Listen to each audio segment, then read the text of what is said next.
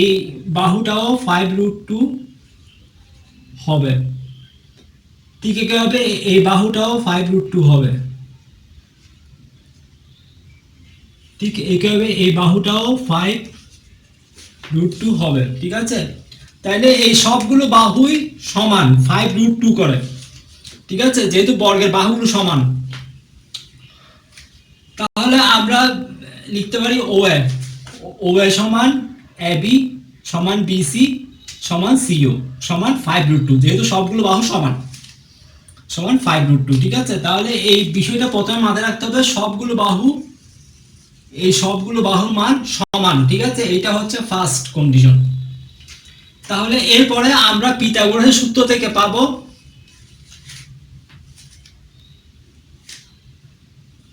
OB square সমান OA square plus AB square. তাহলে আমাদের এই ত্রিভুজটা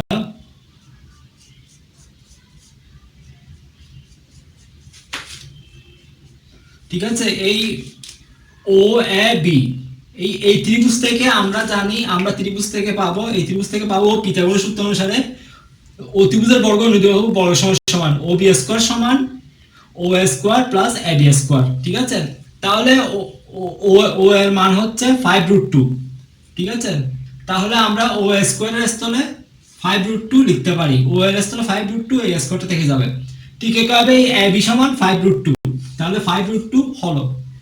ঠিক আছে, অর্থাৎ জাস্ট আমরা মানটা বসাবো, বাহুগুলো মান বসাবো।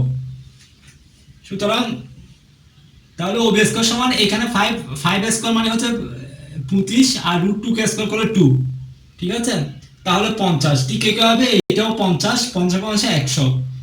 ঠিক আছে, তাহলে OB স্কয়ার সমান আমরা পাচ্ছি এখানে 100। তাহলে এটাকে বর্গমূল করলে আমরা পাবো 10। ঠিক আছে, 100 কে বর্গমূল করলে আমরা পাবো 10। ঠিক আছে, তাহলে এখন আমরা বি বিন্দুটা বের করতে হবে। বি বিন্দুর জন্য আমরা জানি এখানে বলছে y অক্ষের উপর অবস্থিত। যেহেতু y অক্ষের উপর অবস্থিত, তাহলে x অক্ষের উপর আমরা জানি x অক্ষের উপর কুটি শূন্য, y অক্ষের উপর বোস শূন্য। ঠিক আছে, বোস, তাহলে y অক্ষের অবস্থিত যেহেতু বোস শূন্য হবে। ঠিক আছে, y অক্ষে বোস শূন্য মানে x এর শূন্য, যেহেতু y অক্ষের উপর অবস্থিত। ঠিক আছে, তাহলে এখানে OB, তাহলে এই বি বিন্দুটার জন্য আমরা পাবো 0 10। ঠিক আছে, তাহলে এই বি বিন্দুর স্থানাঙ্ক হবে 0 0 10। এটা হচ্ছে বি বিন্দুর স্থানাঙ্ক। ঠিক আছে, যেহেতু আমরা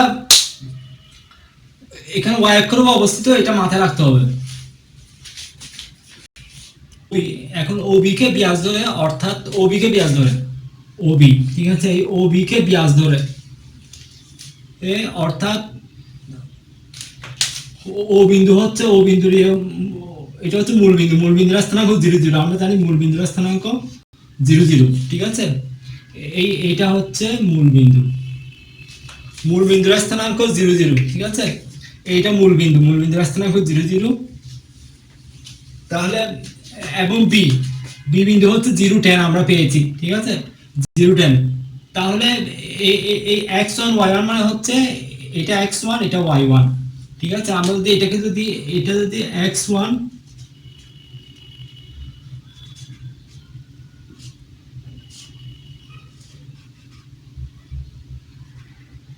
ঠিক আছে, তাহলে এটা x1 এটা y1।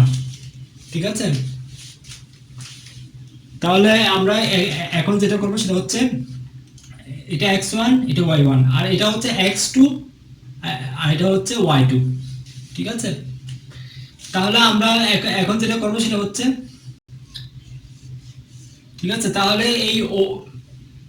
এই দুইটা বিন্দু, এটা এবং এটা, ঠিক এটা এই বিন্দুটা হচ্ছে এটা, আর এটার জন্য এটা। তাহলে আমরা এখানে x যা স্থায়ী থাকলো, এই x1 মানে হচ্ছে এই 0। ঠিক আছে, সেই 0টা বসলো। আবার x2 মানে হচ্ছে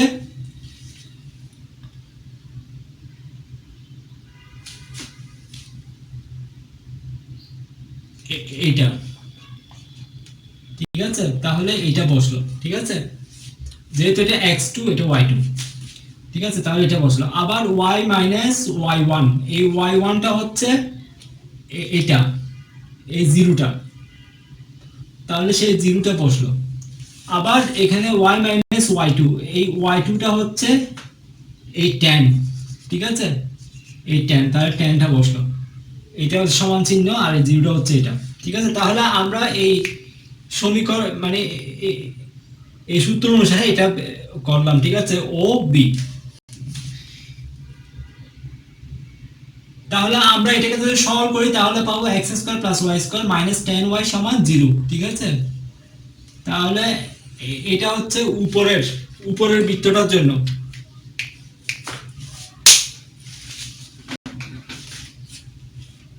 ভালো মতো খেয়াল করো যে এটা হচ্ছে এই উপরের বৃত্তটার সমীকরণ, ঠিক আছে, এই বৃত্তটার সমীকরণ।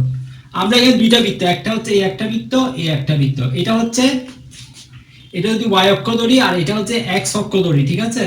তাহলে x অক্ষের উপরের দিকে এই এটা x অক্ষ, এটা y অক্ষ, ঠিক আছে, y অক্ষ। তাহলে x অক্ষের উপরের দিকের বৃত্তটা পাওয়া গেল, ঠিক আছে, এটা হচ্ছে উপরের বৃত্ত,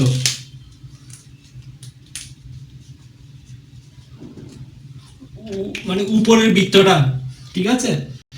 আর এখন আমাদেরকে যেটা বের করতে হবে সেটা নিচের দিকে বৃত্তটা। তাহলে আমরা যদি এটা ধরি, এটা উপরের বৃত্ত এবং এরপর আমরা নিচের দিকে বৃত্ত x অক্ষের, ঠিক আছে, এই x অক্ষের উপরের বৃত্ত নিচের বৃত্ত। তাহলে উপরের বৃত্তটা সমীকরণ আমরা পেলাম, এখন নিচের বৃত্ত, অর্থাৎ x অক্ষের নিচের দিকে আরেকটি বৃত্ত পাওয়া যাবে যার ব্যাস OB প্রাইম, যেখানে বি প্রাইম বিন্দু হচ্ছে O0 মাইনাস tan। অর্থাৎ এটা যদি 0 tan হয়, এই বিন্দুটা 0 tan হয়, তাহলে নিচের দিকে হলে যে কোনো কিছু মাইনাস হবে, ঠিক আছে, নিচের দিকে যে কোনো কিছু হলে মাইনাস হবে। তাহলে এই বিন্দুটা হবে,